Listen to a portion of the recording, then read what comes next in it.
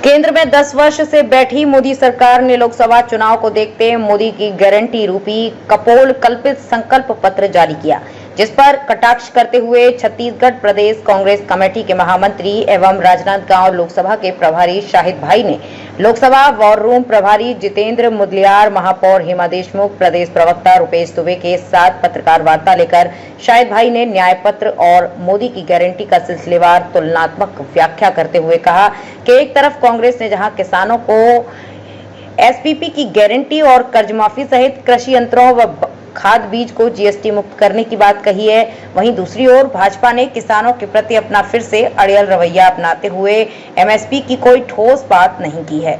उन्होंने कहा कि 2019 में आजादी के अमृतकाल के 75वें वर्ष में 75 वादे करते संकल्प पत्र जारी किए थे, जिसमें 2022 तक किसानों की आय दोगुनी करने, 2 करोड़ प्रतिवर्ष रोजगार देने, सभी गरीब को मकान देने, लघु एवं सीमांत किसान को 60 वर्ष पेंशन जिसका कोई अता पता नहीं है। एक तरफ 25 करोड़ लोगों को गरीबी रेखा से ऊपर उठाने का दावा बीजेपी करती है, वहीं दूसरी ओर अपने दावों को ही 80 करोड़ लोगों को मुफ्त राशन प्रदान करने के रूप में झुटलाने का काम भाजपा सरकार कर रही है।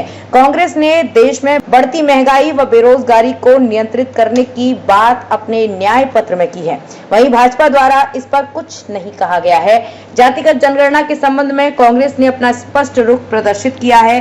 भाजपा ने जिस प्रकार से अपनी जुमलेबाजी की परंपरा का निर्वहन करते हुए इस बार भी संकल्प पत्र जारी किया है।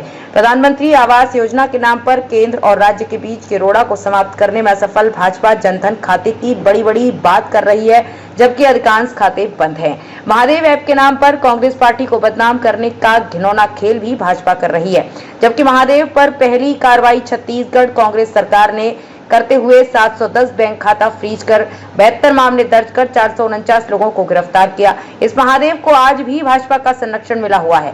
यहां तक फ्यूचर गेमिंग जैसे कंपनी से भाजपा 1300 करोड़ का इलेक्ट्रोल बॉन्ड लेकर उन्हें भी संरक्षित करने का काम किया है। भाजपा की कुनीतियों के चलते आज देश 215 लाख करोड़ के कर्ज में है और विकास के नाम पर सिर्फ और सिर्फ जुमलेबाजी है। इसी के साथ राजनांदगांव से विजन टाइम्स न्यूज के लिए संवाददाता लोकेश रजक की रिपोर्ट। बदलने की कोशिश करने की बात कर करके, संविधान बदलने की बात कर करके वोट बैंक की राजनीति कर रहे हैं, लेकिन देश को आगे बढ़ाने की बात नहीं कर रहे, विकास की बात नहीं कर रहे। तो आपको सोचना होगा, तुलना करनी होगी कि दोनों ही संकल्प पत्रों में, दोनों ही घोषणा पत्र में क्या अंतर है। जो कांग्रेस कहती है सो करती है, जो भाजपा कहती है ना 2014 में उन्होंने पूरा किया, ना 2019 में पूरा किया। इस प्रकार जनता के बीच आपको ये पहचाना होगा कि दोनों संकल्प पत्रों में, दोनों घोषणा पत्रों में अंतर क्या है, और निवेदन है कि ये बातें जनता तक पहुंचाए और दोनों को कंपैरिजन में आप बातें रखें ताकि जनता भी जाने कौन क्या कहता है। इन्होंने घोषणा किया है 10 करोड़ माताओं बहनों को पीएम योजना के अंतर्गत मुफ्त गैस कनेक्शन देंगे। गैस कनेक्शन की तो बात की, लेकिन रिफिलिंग की बात नहीं की। 500 रुपए में सिलेंडर देने की घोषणा नहीं की, केंद्र से 500 रुपए देने की घोषणा नहीं की, और पिछले बार में जो उज्ज्वला गैस रखे वो खाली पड़े हुए। इन्होंने घोषणा किया है कि भारत मिशन के स्वच्छ भारत मिशन की तरह शौचालय का निर्माण किया जाएगा। आप पिछला शौचालय निर्माण देख सकते हैं, भ्रष्टाचारों के भेंट चढ़ा है, आज तक पेमेंट नहीं हुआ है, लोग घूम रहे हैं और फिर वो शौचालय की बात करें, यानी फिर से भ्रष्टाचार की आरोप लगेंगे, काम कुछ नहीं होगा और सिर्फ कागजों में बिल बन जाएंगे, शौचालय निर्माण हो जाएंगे, लेकिन जनता तक नहीं पहुंच पाएगा। अनाज की बात कर रहे हैं, 5 किलो मुफ्त की अनाज, यानी आपने 80 करोड़ लोगों को गरीबी घोषित किया। 9 साल में आपने गरीबी को ऊपर करने, गरीबी से हटाकर ऊपर चढ़ाने के लिए, आर्थिक सुदृढ़ करने के लिए महिलाओं के लिए कुछ नहीं किया।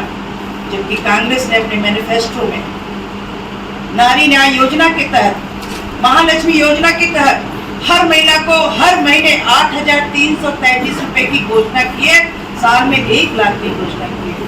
साथ ही अगर 30 लाख रोजगार उपलब्ध कराएंगे हम साल में, उसमें 15 लाख जो सरकारी नौकरी रहेगी महिलाओं के लिए आरक्षित रहेगी। कामकाजी महिला अगर बाहर जाती है तो स्वाति सावित्री देवी फुले के नाम से सावित्री देवी फुले के नाम से हॉस्टल बनाने की घोषणा की गई है। वो सिवा छल के कुछ भी नहीं। युवाओं को लेकर कोई भी वादा इन लोगों ने नहीं किया है। पिछले चुनाव में ये कहते थे कि हम 2 करोड़ रोजगार युवाओं को देंगे प्रति वर्ष, पर किसी को इन लोगों ने रोजगार नहीं दिया। साथ ही साथ इन लोगों ने कहा कि हम लोगों को स्टार्टअप के लिए प्रमोट करेंगे और मेक इन इंडिया पे वर्क करेंगे, पर स्टार्टअप के लिए युवाओं को कहीं से भी कोई सहयोग केंद्र सरकार के द्वारा नहीं दिया गया। अग्निवीर जैसी खेल स्कीम को इन लोगों ने चलाया, जिसे हमने अपने घोषणा पत्र में शामिल किया है न्याय में कि हम उसे बंद करेंगे और रेगुलर भर्ती करेंगे। सेना को कमजोर करने का काम भारतीय जनता पार्टी के नेता नरेंद्र मोदी, अमित शाह और उनकी पूरी टीम ने किया है। साथियों, साथ ही प्रधानमंत्री कौशल विकास के तहत ये जो कह रहे हैं कि हम 1 करोड़ 40 लाख लोगों को ट्रेनिंग देंगे, आप जब धरातल में जाएंगे तो पुराने जो कौशल विकास के जो लोग जिसमें उनको इन्होंने ट्रेनिंग दी है, उनकी नौकरी अभी तक नहीं लगी है। तो कौशल विकास के नाम पर करोड़ों का भ्रष्टाचार प्रधानमंत्री और केंद्र सरकार के द्वारा किया गया है। साथियों, इसमें 2 बार मोदी शब्द लिखे थे, लेकिन इस बार 9वें साल में 65 बार लिखे गए हैं। और जो फोटो डले आप ध्यान से देखेंगे तो जहाँ साइंटिस्ट की बात की, वहाँ साइंटिस्ट आपको उपस्थित नहीं मिलेगा। पशुपालक की फोटो साथ में है, लेकिन पशुपालक का मेन हेड नहीं दिखेगा आपको। खेल में कोच नहीं दिखेगा आपको। पूरी जो घोषणा पत्र है सिर्फ मोदी के नाम पे है, यानी छपास की जो बू आ रही है, छपास जो नजर आ रही है, पूरे संकल्प पत्र में यही नजर आया है। और महिलाओं की बात करने वाले, महिलाओं की सुरक्षा। अप्रैल में जो चुनाव के पहले उन्होंने जो संकल्प पत्र जारी किया था, आज़ादी का अमृत महोत्सव के नाम से उन्होंने 75 पॉइंट दिए थे, 75 घोषणाएं संकल्प पत्र दिया था कि उन्होंने 75 संकल्प पत्र लाए थे कि हम ये 75 घोषणा कर रहे हैं और इस 75 घोषणाओं को हम 5 साल में पूरा करेंगे। तो उन्होंने जो आज़ादी के अमृत महोत्सव है उसका भी माहौल उड़ाया। आज़ादी का अमृत महोत्सव, आज़ादी के 75 वर्ष हुए, उसका नाम लेके उन्होंने 75 ऐसे पॉइंट रखे, ऐसे बिंदु रखे, ऐसे संकल्प रखे कि जिसको वो 5 साल में पूरा करेंगे। लेकिन बड़े दुर्भाग्य के साथ बोलना पड़ रहा है कि उन्होंने जो आज़ादी के अमृत महोत्सव के नाम से जो संकल्प पत्र जारी किए थे, उसमें वो कुछ पूरा नहीं कर पाए। न वो किसानों के साथ न्याय कर पाए, न वो युवाओं के साथ न्याय कर पाए, या न वो बेरोजगारों के अधिक पद रिक्त पड़े, जिसको भरने का काम भारतीय जनता पार्टी के लोगों ने नहीं किया। तो आज देश में जो सबसे बड़ी समस्या है वो बेरोजगारी की है। कांग्रेस पार्टी ने वादा किया है युवाओं से कि हम जिस दिन सरकार में आएंगे, जो रिक्त 30 लाख पद हैं उसको हम लोग भरने का काम। आर्थिक रूप से सुदृढ़ बनाने के लिए हमारी सरकार तो घोषणा कर रही है, लेकिन भाजपा की सरकार कोई घोषणा नहीं कर रही, चुप बैठी हुई है। इससे तो यही लगता है सिर्फ छलावा। आज जो है प्रेस वार्ता, भारतीय जनता पार्टी का जो मैनिफेस्टो उन्होंने जारी किया है, वो आम जनता की नजर में, हमारी नजर में, कांग्रेस पार्टी की नजर में एक झूठ का पुलिंदा है और केवल जुमलेबाजी। ये इसलिए कह रहा हूँ कि 2019 में उन्होंने जो घोषणा पत्र, संकल्प पत्र जारी किया था, 75 आजादी के अमृत महोत्सव में उन्होंने को देखते हुए उन्होंने 75 संकल्प पत्र जारी किया था। उसमें उन्होंने कोई भी काम जो जनहित से जुड़े हुए हैं उन कामों को उन्होंने नजरअंदाज किया 5 साल में, और उन कामों को उन्होंने बिल्कुल नहीं किया। जैसे उन्होंने कहा था कि 2022 में हम किसानों की आय को दुगना करेंगे, किसानों की आय आज भी किसानों की आय दुगनी है।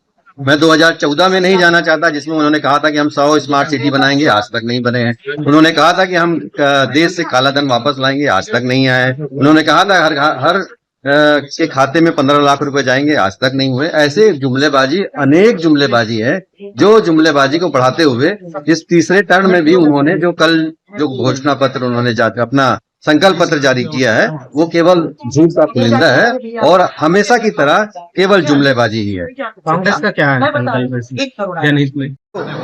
न्याय पत्र है, वो संकल्प पत्र नहीं है। हम आम जनता के साथ न्याय करने जा रहे हैं। और उसमें हम 30 लाख जो नौकरियां रिक्त हैं उसको हम भरने जा रहे हैं। हर महिलाओं को सम्मान देते हुए हमारी महालक्ष्मी योजना के अंतर्गत हम 1 लाख रुपए हर महिला, गरीब महिला के खाते में हम डालने वाले हैं। हमारे उसमें जो मिनिमम वेजेस है, जो मिनिमम मजदूरी है, वो हम 400 रुपये हमारे न्याय पत्र में करने जा रहे हैं। इसके अलावा हम किसानों को, भारतीय जनता पार्टी ने किसानों की आय को कमर तोड़ दिया है और जीएसटी लगा के उसके इक्विपमेंट में, हर खाद में, बीज में 28% जीएसटी लगाई है। तो कांग्रेस का जो न्याय पत्र है उसमें किसानों को बिना जीएसटी के इक्विपमेंट मिलेंगे, बिना जीएसटी के खाद बीज उपलब्ध होगा और किसानों का जैसे 2014 के पहले हम लोगों ने यूपीए की सरकार ने 72,000 करोड़ का कर्ज माफ किया था किसानों का, वो इस बार भी हमारे न्याय पत्र में है। किसानों का हम कर्ज माफ करने जा रहे हैं। Thank you. हाथ दर्द कर दिए भैया।